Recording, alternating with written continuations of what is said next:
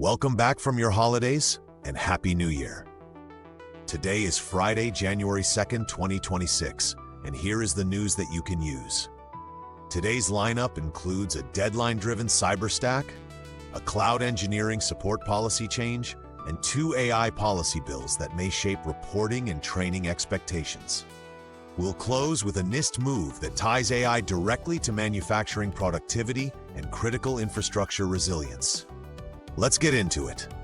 First up, treat today like a patch governance checkpoint, not a grab bag. CISA's known exploited vulnerabilities catalog data shows actively exploited issues with a remediation due date of January 2nd, 2026, including items tied to Chromium and Sierra Wireless. The move is to confirm exposure, apply vendor fixes, validate detections, and document any exceptions in the same workday so your risk register stays honest. Pair that with a quick status check on your most exposed internet-facing surfaces, like browsers, email gateways, and remote access paths. If your organization runs OT or rugged field devices, make sure the asset owners are part of the same sprint, not a separate queue.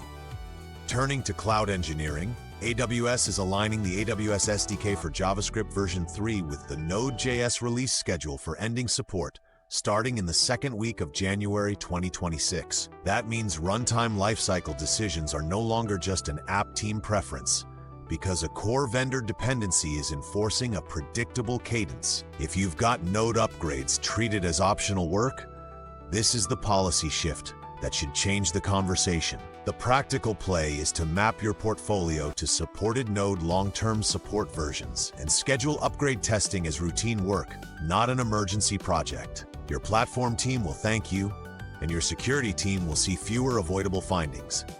Now to AI governance signals out of Congress, where early bills can still change how teams prepare. The Read AI Models Act, H.R. 6461, points toward greater federal visibility into AI model usage and related reporting expectations. Even if nothing is final, this is a strong hint that inventories and documentation will matter for agencies and vendors. Standardize your model record now, including purpose, ownership, data sensitivity, evaluation notes, and operational guardrails. When requirements mature, you'll be ready, and you won't be scrambling to reconstruct decisions after the fact.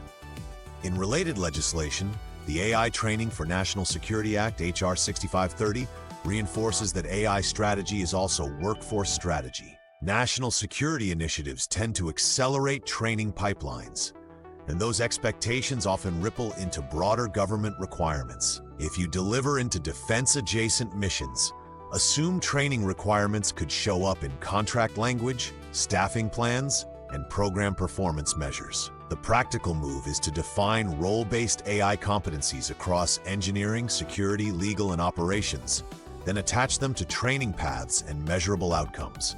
That way, you can scale AI work responsibly without burning out your best people.